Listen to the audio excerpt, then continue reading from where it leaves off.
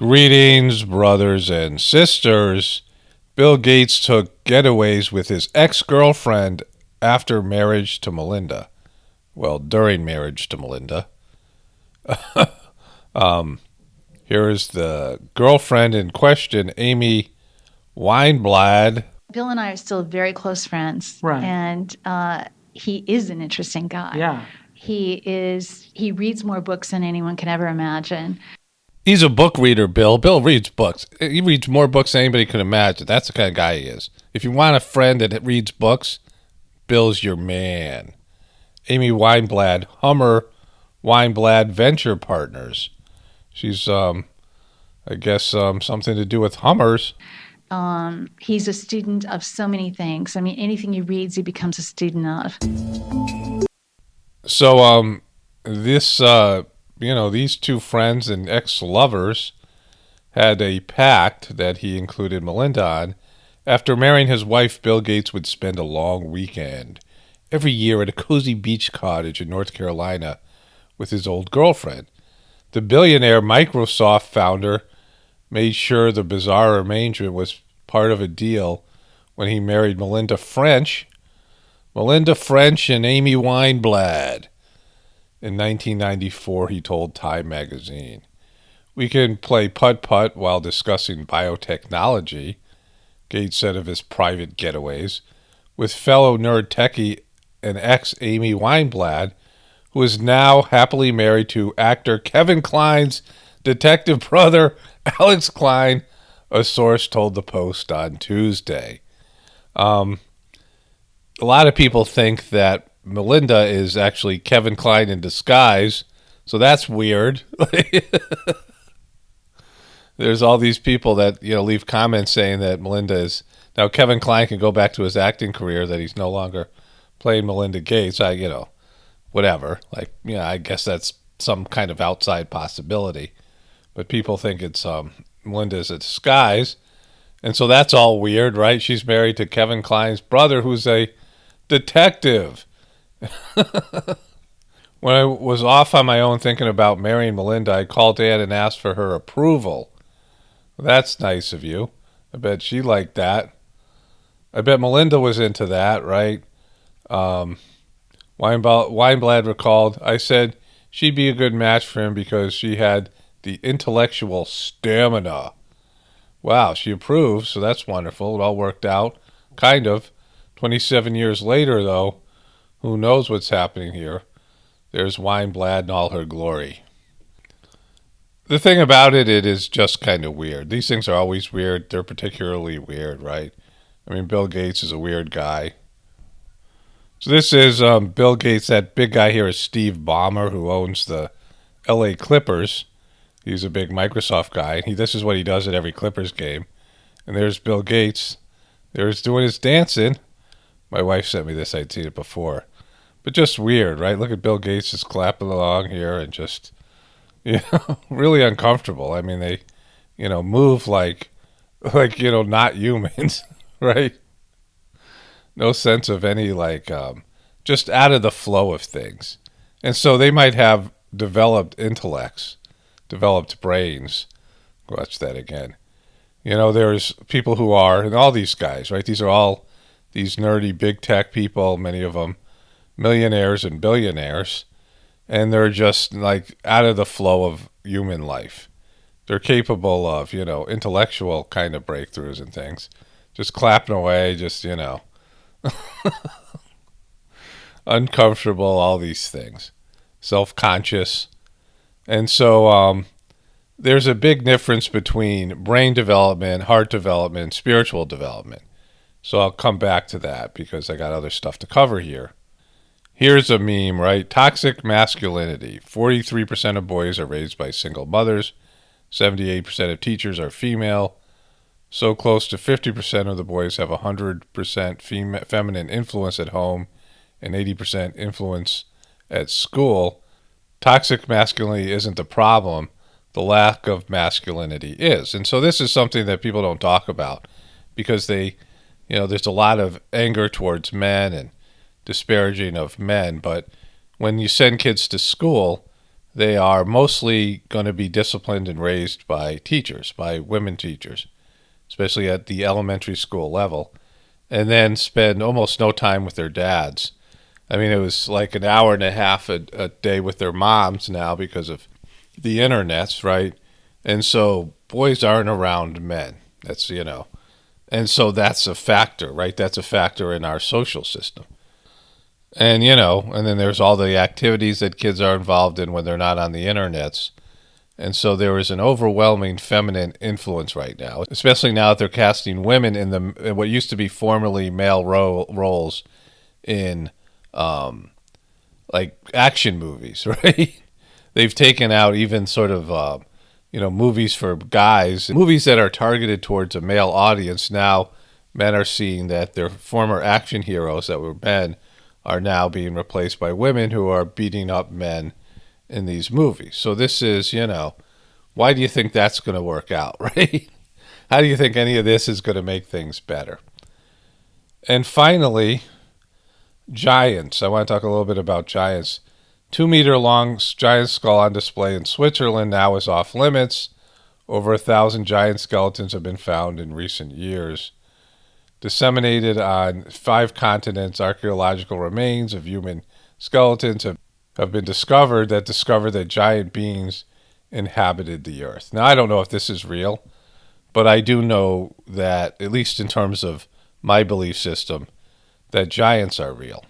So I have a whole thing to do about giants, and I had already put this video up, and there was a copyright issue, so I took it back down, and I was reading through the comments of another video, and one of my viewers left a link to this, which is hilarious. We have a couple of giants here in terms of Jill Giant Biden and Joe Giant Biden there. And they're supposed to be with, this is Jimmy Carter and his wife Evelyn, the former president. And you got these gigantic Bidens right here. Look at them. Look at those gigantic Bidens. And so the media is covering up for them. A wide-angle lens in a tight space is the possible explanation for the outcome of the Biden's photo, with the Carter's photographers say. You got photographers selling out their craft. The Carter Center released a photo from President Joe Biden and his First Lady Jill Biden's visit to the home of Jimmy and Rosalind Carter in Plains, Georgia. Now, first of all, they're not masked up with older people, right? So that would be an issue, but that's, not essential to this thing. But why in the world would a photographer use a wide-angled lens in a portrait? Why would you do that? There's a more obvious explanation that this is photoshopped, and they're photoshopped in. Why would you use a wide angle, and why does it only start to be wide here? Wouldn't this part of his body be bigger? Her arm is perfectly normal. It's in proportion to her body. But JoJo just is monstrous. This isn't a wide-angle lens. They photoshopped it. Just be honest, right? Photographers would never say this. No one would use a wide-angle lens on a portrait. You don't need a wide-angle lens, and it would distort the image. It's stupid, Why would the person use a wide-angle lens? All you need is a phone for this picture. You don't need some, extensive photography. And why would they publish this? Why would they put this out there? So this is an example of them photoshopping this in, or something weird's happening, because these guys are monstrously small. Here's all the top stories. Are the Bidens giants? Are the Carters tiny? Or are our eyes failing us? Why do the Carters look so tiny in their photo with the Bidens? I don't know, because everything's made up. Is this computer generated? What happened here? It's not a wide-angle lens. I know that. And so, do they even exist? Do the Bidens even? And so they said that JoJo died months ago. Why would you release this photograph? And it's not just the chairs are really small. And so, the leg of this chair isn't monstrously large, right? So something's happened here to put them in the photograph. I mean, that's to me, the only real explanation. And so again, why aren't they masked up? JoJo wears a mask for everything, and he and Evelyn aren't socially distanced, and neither is Jill and Jimmy Carter. But what's interesting about this, I'm about to talk about giants, and so we have giant JoJo. So I thought I'd go back and add this to the video. Let's go back to our regularly scheduled programming. So I've seen so much evidence of giants, and giants were mentioned in like not only the Bible, but in like ancient Native American lore, and all these ancient cultures talked about giants all the time, right? So throughout the world, there used to be giants. There was giants acknowledged in all these cultures around the world. So it was something I already believed in, right? Something that I mean, it's a little bit different than Bigfoot, but whatever, right? It's something where giants were a part of history. Like there was a historical period that all these various cultures acknowledged that there were giants. So there were historical records and myths and tales and things like this, but then there was also scientific data and discoveries and archaeological evidence. And then in the Whispers from the Brighter World messages, there were these prophecies, and then there was this message that just showed up. There was these, messages from the Heartfulness System, where this woman, I've talked about this before, she's a French woman who suffered a debilitating accident, a horseback riding accident when she was a kid, and was in severe pain the rest of her life, and basically lived in this apartment.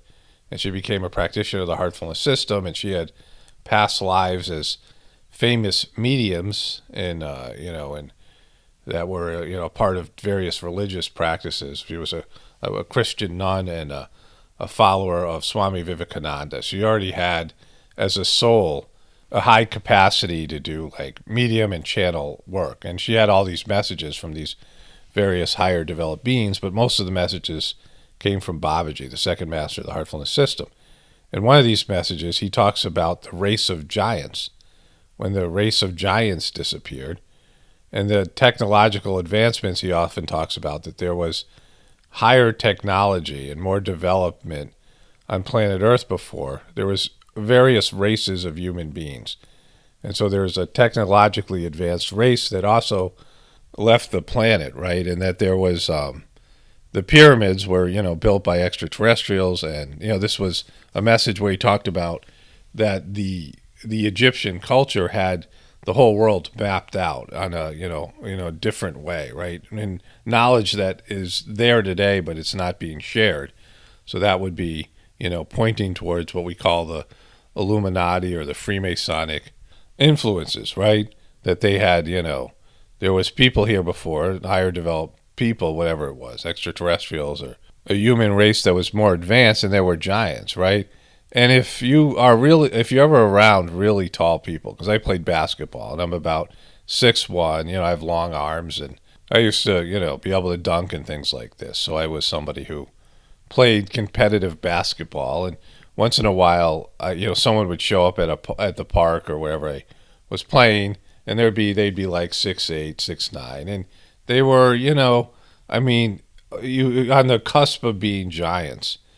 And then I was working in this treatment center, and one of the kids got a life-size cutout cardboard poster of Shaquille O'Neal, and it was kept in the basement because there was only place with enough room for it. It was these units. There was a basement and a dining area that was just like an open space, and a kitchen that cooked the kids' food. And then up top was all the kids' dorm rooms.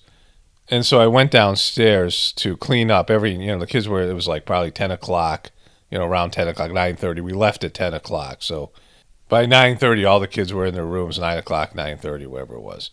And we had to go and make sure everything was cleaned up or whatever. So I went down to the basement area, and the lights weren't like, there was like a dim light on. And like I turned around and I saw this, shadow figure of Shaquille O'Neal's cutout poster. Like it was a giant, right? It like scared me for a second. I'm like, what is it? The thing's huge, right? Not only was he like 7'2", but he weighed like 300 pounds, right? So this, like a big giant human being. And then back in college, and I played with the players on my college team. Right, my second attempt at college at Central Connecticut. It's a smaller version of UConn. There's the University of Connecticut, and then there's Southern Connecticut and Central Connecticut. These are all state schools, and we had like a Division I school that kind of sucked. Right, Division I is the top level of college basketball. And I played basketball like when there's pickup games with the team, and there was a guy who was like 6'8", 6'9". He had long arms, and he was tall. It was hard for me to like shoot over him if I went to drive to the basket or something like this. So he was somebody that I considered big.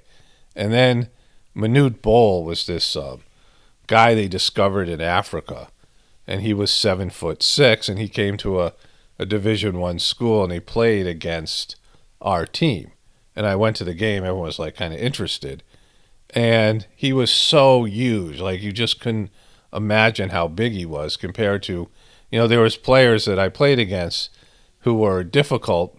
They were big. I consider them really tall and big, right? And this one guy who, was like 6'9", he, shot a jump shot, and Manute Bol just grabbed it out of the air. And, just to understand the size here. And so when you see people who are like 7 feet tall, or 7'6" or 7'8", there's people who are almost 8 feet tall. It's remnants of a different biological race, right? That there was used to be giants, and there's something that's been covered up. And I would say the same thing about so-called little people. There is this genetic component that is still in the human genome. And apparently there were giants that were like really tall, like 30 feet tall or something like this. And I'm saying that because they're lying to us, right? The people that control the system, like just about biological history. I mean, isn't it kind of neat to think that there were giants running around and, a whole different way of viewing what life was like on planet Earth. I mean, dinosaurs are there. They've showed dinosaur bones and dinosaur skeletons. But every once in a while, they unearth something that disputes the Darwinian theory and what we've been told our history is. And whenever that happens, archaeologically, there is this Michael Cremo's written these books. You can see some of the interviews with him, Forbidden Archaeology. And he talks about all these archaeological discoveries that were covered up. Like somebody who they found a human skeleton embedded in marble, and the marble takes like millions of years, like millions of years old. And so this idea that there was no people here when there were dinosaurs is incorrect. Like it's not just that one thing. There's all this evidence that there's been people here, and all kinds of different skulls have been found, and things that dispute what we think of as our human history. So they've lied about our history, and there must be a reason for it, right? This is the whole idea behind the pyramid on the capstone of the dollar bill, and the pyramid's being built by a superior developed race, right? Because if you think about the way they categorized people 5,000 years ago in terms of being primitive, they didn't have the technology, because we don't have the technology now to build the pyramids. Human beings could not build the pyramids with all of our wonderful machines. You think about these, giant $1 million, backhoes and bulldozers and things that they have, right? If you ever watch the show, Gold Rush or something, and they have these, once in a while you go to a construction site and you see these monstrous cranes, right? Capable of lifting up like, tons and tons of weight, right? Thousands and thousands of pounds. And we still don't have the capability to move the original, the foundational blocks in the pyramids and things like this, right? So we couldn't build the pyramids today. And so there's all this history that's been covered up for a reason. Like they have the knowledge, the people who are in control of the system, they have knowledge they're not sharing with the masses about our true development. And that's important. Like we don't know our true history as human beings. Like I know a little bit more. Some of it's been divulged in the heartfulness system, and some I've done my own research about, both, internally through a spiritual process and, research that we have.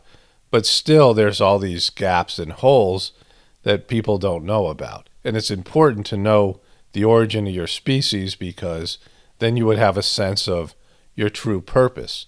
And so they've made up this, fabrication of our history, this obscurantism, like I've talked about that being mentioned in these whispers messages, where they have put out constant disinformation, and they mock people who discover the truth. They disappear people. They take their evidence, they take their findings or whatever it is. When people find the truth, and they edit out historical texts, they edit out things from the Bible, they edit out things from other historical records of what it was like in the past. I mean, you see UFOs and things in art, right? You see all these.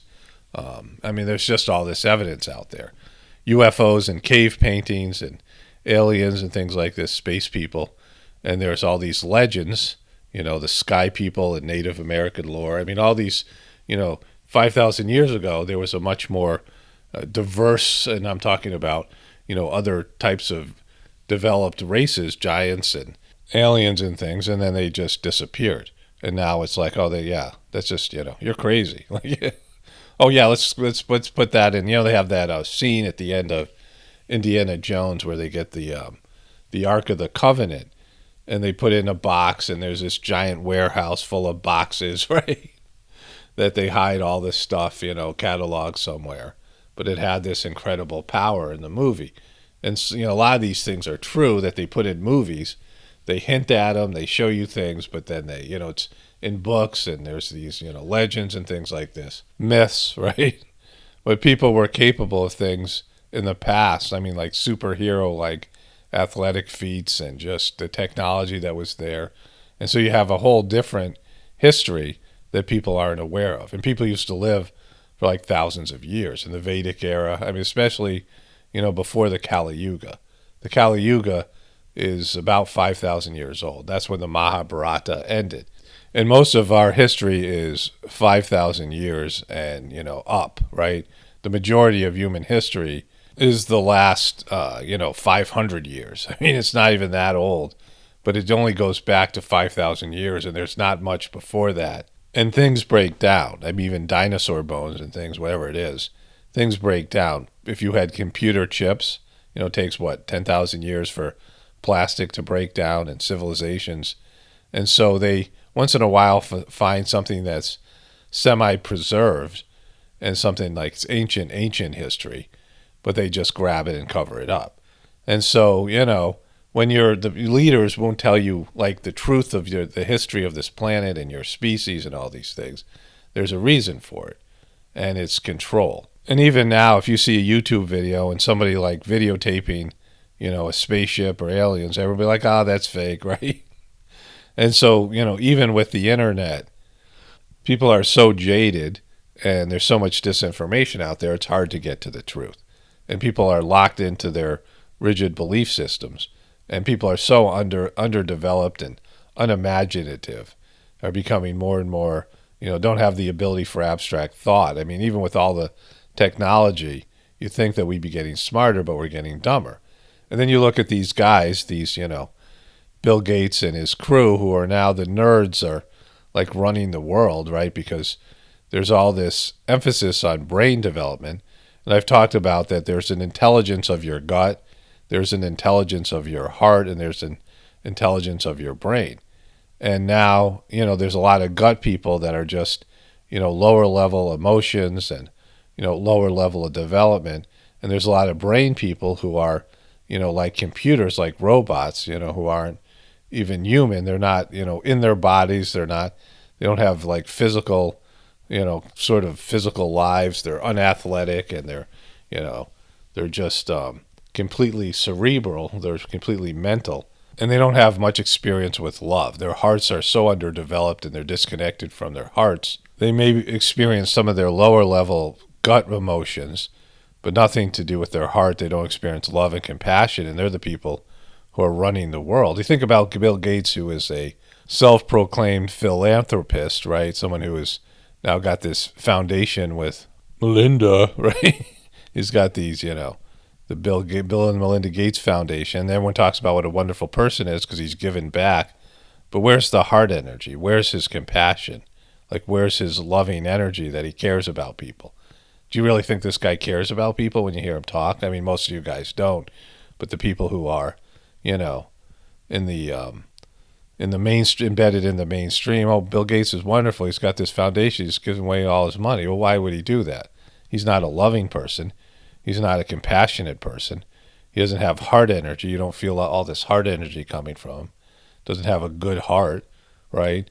He was somebody that was smart, but the way he ran Microsoft, I mean, they had all these lawsuits because they ran Microsoft in a criminal type of way. All these antitrust lawsuits, things that they were told not to do when the government propped their company up, right? The government gave them all this money to develop computer technology and the internet and these things, right? Browsers and all this stuff, because they wanted people, they wanted people's information. They wanted to control people more. They wanted technological development. And so Microsoft took the money and used it to create a, monopoly. And so all the problems with Microsoft, like all the, and when I switched to Apple, I couldn't believe how much easier it was not just easier, but it was, in terms of glitches, there's just a lot less glitches with Apple Computer, almost none. I was like, I wish I had done this years ago, because there's all these problems with Microsoft. So when you had a guy who was the head of some criminal organization, it was, at least in terms of it wasn't ethical, it wasn't fair. And then all of a sudden he has a change of heart and he's like going to give away all his money. Like, no, we don't believe that. And so you have these nerds now who are, really smart, and they have high IQs, but they're not connected to their hearts. They're not connected to all this other, things that make people human beings. And you saw it in the dancing and all the, the way they're just out of the flow of life. In the heartfulness system, the heart is considered the highest. In the heartfulness system, evolution is about developing your capacity to love. And that is, the highest level of human intelligence. Like, the mind is great and you need a good mind, and there's nothing wrong with using your mind and being smart. There's nothing wrong with exploring science and understanding physical science, but the spiritual science, because your soul is eternal. Your soul is, it exists from the beginning of your existence to the end. And the soul creates the manus, the mind. The mind is a field, an energetic field that it exists in your brain, but it's much more than that, right? It's one of the subtle bodies that exists on an energetic level. And so your mind is something that's recreated, and your brain capacity, whatever it is, whatever your physical body is in that life, you have that brain capacity, but your mind is something that's beyond that, right? And so is your heart. You have your physical heart, but then you have your heart that's a, etheric heart that's an energetic field. And the mind is important and needs to be developed, but the heart is even more important and needs to be developed even more. So that's why the heartfulness system works on that level, bringing people to a higher level of spiritual development where their consciousness changes and shifts and their mind can expand into various regions through their heart's evolutionary process. So both things are important, but the brainiacs, right, the high IQ people that are disconnected from their hearts and their guts and their physical body, but more importantly, their subtle bodies and their spiritual bodies are, an aberration. They're not, they're not living a complete human life, and they are disconnected, and they make very computer-like decisions, very cold intellectual decisions on human life and all these things. And they're the people that right now have the most influence over our leadership and world resources, right? And they're just like human androids. They're like completely disconnected from all the, higher level human capabilities and their spiritual essence and their soul's path.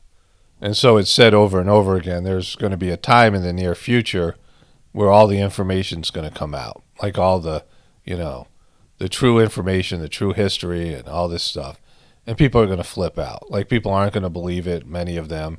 Many of them aren't going to have the capacity to understand because they don't have the abstract thought. I mean, all the reasons why the, world leadership has kept some of this stuff secret. I mean, some of it's for obviously their own exploitative purposes because they can control people through their, superior knowledge, their superior information.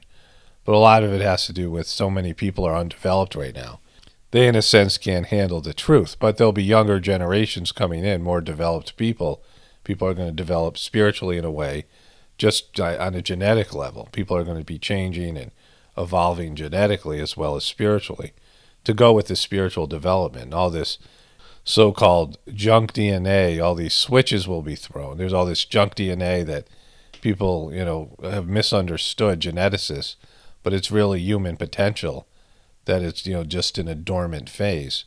And that'll start opening up, and people are going to evolve into, something higher and something better, and they'll have the intellectual capacity to understand the true nature of the human, experiment and all these things that have happened on planet Earth, and we'll have a better sense of why we are the way we are. Because, human beings, this modern incarnation of human beings, the last 5,000 years were made as slaves in test tubes. And so there's all these flaws. There was genetic manipulation and sloppy work done. And so that's why human beings are so fucked up, right? There's, people just don't have, we're not something that evolved out of a natural evolutionary process like they're telling you. That there was different beings, higher developed human type of, extraterrestrials that made a bunch of slaves, right? Made a bunch of, that were better suited to this planet genetically, that were, part ape and part extraterrestrial, and that was, and so that's why you have a sloppy work that was done, because they created a slave race and then just left the slave race to fend for themselves with no guidance from above and no, understanding of how to behave with our higher level intellectual capacity, the higher cerebral development and opposable thumbs and things like this, and access to technology, but still a lot of animalistic, brute level tendencies. So you think of the royal family and all their servants, all these people that just wait on them, and they're dependent on the royal family. Imagine if all those people, 100, 200, 300 years ago just left, right?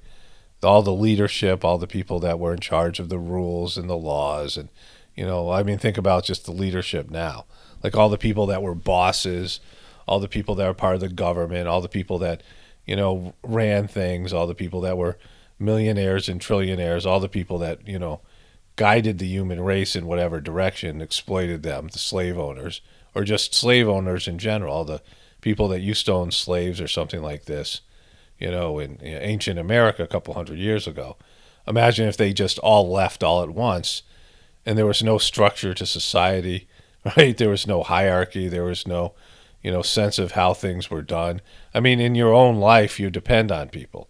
You depend on people to harvest food, farmers. You depend on people to make your clothes in, China and Indonesia and these other countries and things. You depend on, people to, fix your car, things that you have no idea how to do. And so if all those people left, right, there was no one who knew how to fix a car. They got rid of all the mechanics, say.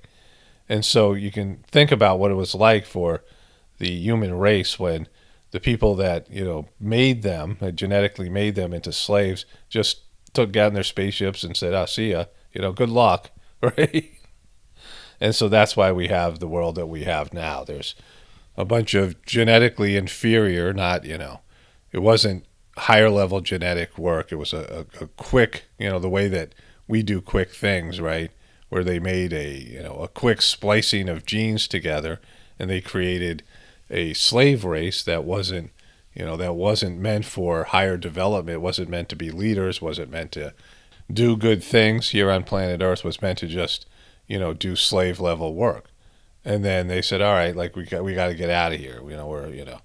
We're done with the planet. What are you going to do with, these people you've created? I don't know. Let's just, see what happens. Just leave them here. Let's just see what happens, right? That's why people are so fucked up, right? That's why the human race is so fucked up, because it wasn't something that came out of some, divinely organized, slow, painstakingly slow evolutionary process where, there was this development.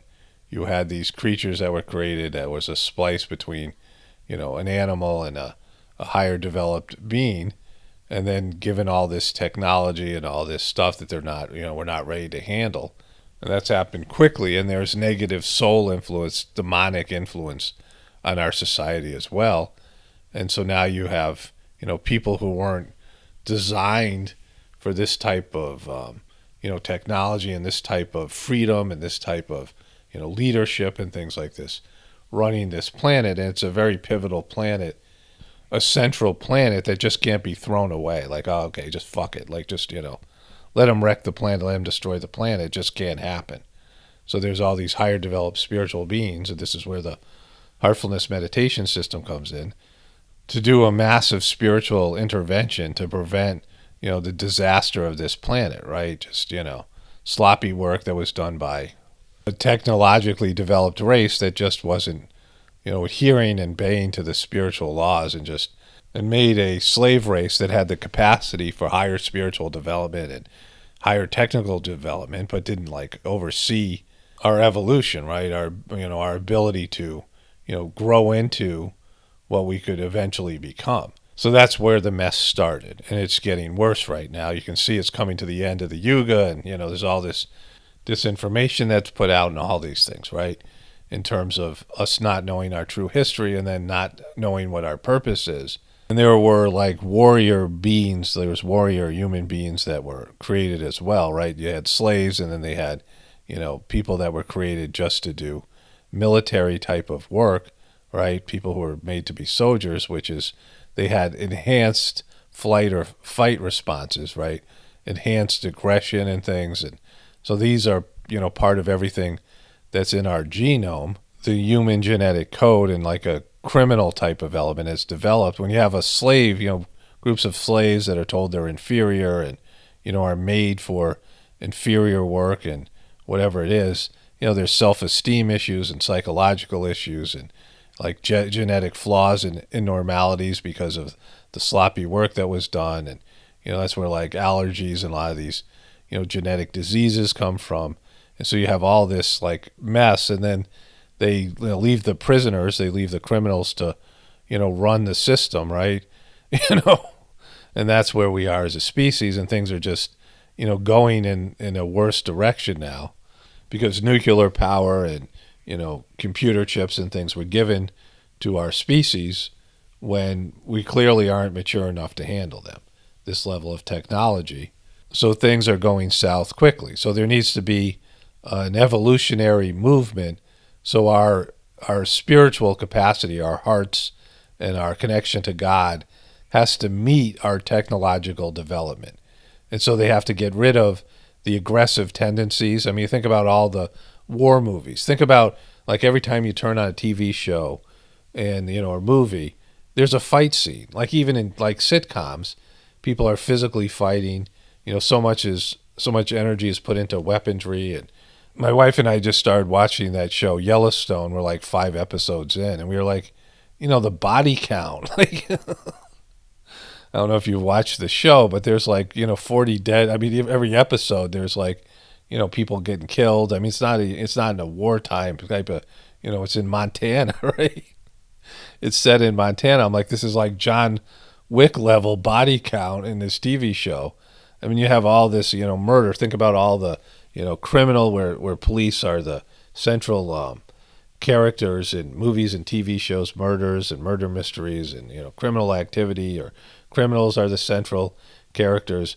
And we have an obsession as a species with violence. Like violence is, there's sex and violence that dominate all of our entertainment. And so like all that shit has to go. Like it has to be divinized. People have to be brought up to a higher level to deal with the technological development so that our maturity level and our spiritual level and our connection to God and, our connection to our souls meets the responsibilities we now have because of having these, weapons of mass destruction and, all the stuff that we have, all the technology, all the things that we have. So there has to be like this spiritually evolutionary movement. That's why the heartfulness system is here. There's higher developed souls from like, etheric worlds, that live in exist on a much higher plane of existence. I mean, there's all these saints that have been down here before, famous spiritual beings that, started religions and had been on planet Earth before are concentrating now in a way that there's this higher level soul energy from other parts of the universe to help like fix this mess on this planet that's really important to the universal structure. And you have a lot of like negative souls, demonic souls, or like lost souls, or underdeveloped souls. There are souls from the animal kingdom because there's so many people. Like there's, the population growth has gone up. So there are a lot of people that were animals in their past life, like lots and lots of people, like, billions of people that have been, pulled up from the animal level of soul development. And this is their first life as people. And they're just, they're just fumbling around. They have no idea because they were, a dog or a cow or something, in a previous existence. And they still have those samskaras and tendencies. So you have this, spectrum of human development, like people who are, from higher developed consciousness and like they're descending down into the human species. And you have animals that are ascending up into the human experience. This is why there's such a spectrum of development, right? And there's technologically developed beings or, demonic level type of beings that just want to wreck the planet. They want to, they want to destroy it. They're just destructive in nature and they're anti-God and, they're just angry and hateful and all these things, but they are advanced ancient beings that have technological advancements or they have developed power and things like this, and they just want to wreck the planet. I've talked about this, this is in my book, The Choice, to some extent. And the variable in all this is human beings' ability to choose to evolve. Like when human beings choose to go up or down, because the freedom of choice element, the X factor, right, the variability in this process is what will we choose to do individually and collectively. And so that's like, like I would never bet on that, right? I would never bet on human beings making the right choice. I mean, there's always hope, and I believe it can go in the right way, but that's the variable because we have some, choice and say in how this all works out based on our own spiritual sovereignty and our evolutionary process. And so the choice is there, the heartfulness system is there, the system to, help people evolve to a higher level of consciousness, but it has to be chosen. And there's lots of people in it, like myself included, that we're doing it, but we're not, like I'm not the best practitioner of the system. Like we all have, it's a moment-to-moment choice. When I became a trainer of the heartfulness system, there was this, a preceptor manual. And Master Charji had put out basically what was expected of you to do this work as a preceptor in terms of your character development, what your attitude should be, what kind of person you should become. To use Babaji as an example, like what kind of person Babaji, the second master of the system, was in terms of his attitude, in terms of his service, in terms of, the way that he presented himself to God and the way he thought about other people. Like he thought other people were all better than him and higher than him. I mean, he had this, like really believed it, and he had this to service and humility and just going through all the qualities. And I got completely overwhelmed. I'm like, there's no way. And I thought, I'm a pretty good person. Like I'm a good person, right? And then I want to help people. And I read this thing and I'm like, there's no way like I'll ever, there's no way I'll become this good of a person, right? There's no way that I'll ever be able to adopt these attitudes. I mean, I was open to it. I didn't like say, all right, it's not like it won't happen, but it was overwhelming. The level of selflessness, the level of completely, being a service to God oriented person. Like every time Babaji ate something, he, took, a mouthful of food, he would think to himself in a higher level, not just, superficially doing it like it's some prayer that you do ritualistically, but he would really, think about it on a deep level that all the particles in the food were divine. Like he would have this, like a vision of it. And as the food went through his human system, it would be divinizing his system, right? So he had this spiritual, higher level mental and spiritual process going on when he was eating, not just being hungry and like stuffing, food in your ghoul hole, right? Like you're really hungry and you're just like wolf. I mean, the stuff that I do when I'm hungry, like just like everything had, was centered on divinizing one's system, whatever you did in terms of your work and you're the thought force behind it, and your intentions, and this idea of constant remembrance that you were bringing God into every aspect of your existence. Like God was performing your tasks through you. It was God coming into you and performing your daily tasks. That, I'm making this video and I'm thinking, God is coming through me and saying these words and presenting this information.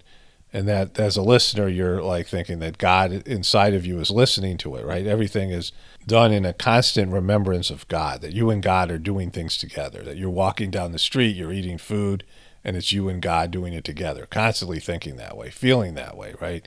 Feeling the essence of God in your soul present in every aspect and every moment of your life, right? And it's, when you practice it, there's, instructions of this practice, constant remembrance is it's something specific to the heartfulness system.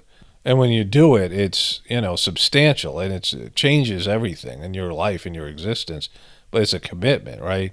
The idea that you're no longer thinking of yourself as a separate entity, living an egotistical life, that you're in companionship, you're in partnership with God in every moment, every decision, and God's with you, and you're, acknowledging and aware, and it's just changes your whole perception of reality and your existence. And that's just like the starting off point. Like that's just the beginning level of consciousness and the shift in your orientation to the world that you begin when you start doing the heartfulness system. At first you start to meditate, but you're supposed to take that energy and that condition with you throughout the day. You meditate in the morning and you connect to God on a deeper level. You experience the transmission in the system, and you have this feeling inside of you, and you're in communion with God, and then you take that through your whole day, and then you go to bed, and you think about God before you fall asleep, and pray to be a better person, and you think about all the mistakes you made, and you say you beg God for forgiveness, and you try to do better the next day. You're not try, you're gonna do better the next day. You vow to not make the same mistakes again the next day, and from then on. And then you're in communion with God when you fall asleep. You do a prayer before you fall asleep, and you fall asleep, and all night you're connected to God as you dream. You wake up, you do the meditation, you're connected to God all the next day and things like that. And that's just like the beginning. Like that's when you're like really doing the heartfulness practice, right? Many people aren't even, people have been doing it for 10 or 15 years, 20 years, and they haven't really, developed that level of commitment to the system. And you're not graded and judged on your by an external authority. It's something that you're supposed to do. No one's going to, say, hey, you're not doing this, or why aren't you doing this? Or, there's no outward externalized discipline in the system. It's something that you're in charge, you're responsible, which is another aspect, which is, because of the human nature of people need to be this, slave race that needs to be told what to do. They need to be forced through fear and punishment. That's why religions have adopted the fear and punishment model. That's why governments have done that, right? Everybody's a criminal. Everybody's a sinner until you prove otherwise, right? Through your religion and your governmental structure. There's all these rules that are there because they know people are going to break them. They know that your, your genetic slave tendencies are going to come out, right? And so everything's about the system forcing you to behave, right? Like the 10 Commandments, thou shalt not steal, thou shalt not kill, right? Like, because you're already perceived as a thief and a killer before you're even, So we better tell you what not to do because we know what you're going to do if we don't tell you, right? So that's, the lower level. That's why these organizations have adopted the lower level structure, very heavy-handed, very authoritarian type of structure, instead of allowing people to do the right thing, like hoping they'll do the right thing. In the heartfulness system, there's no outward authority. It's all on you to be responsible because you have this opportunity to jump up whole levels of consciousness and evolution. There's some part of you that wants to expand and, to grow and to develop. There's some part of you that wants to evolve and become what you were designed to become, what you were ultimately on a spiritual level designed to become, because there's divinity behind this in some way or another. There's, a plan behind this, even though there was these genetic anomalies and issues in the creation of what's now the earthbound human race that's, built to be a slave and built to be, a warrior or whatever it is, right? All the, genetic anomalies, all the manipulation and lower tendencies that are there, the self-esteem issues and all the stuff. And so, inside everybody, there's a soul and there's a spiritual purpose. There's a movement towards an evolutionary process to become something better, to be, expand into your full potential.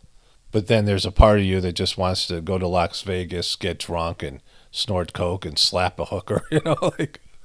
So, everybody has these two kind of diverse paths in their system.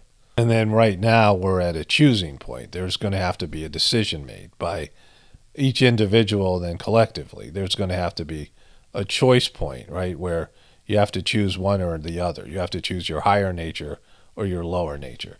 You have to commit to, growing and developing and expanding your consciousness and having a, deep internal connection with God, or going into this other demonic, low vibrational, against the will of God orientation towards existence. And so this is, the choice that's there for the human race and the planet. Only spirituality will save this world. It's Paul Romano, definitely reporting from the Apocalypse and the Ascension. Everyone have a blessed day and be grateful.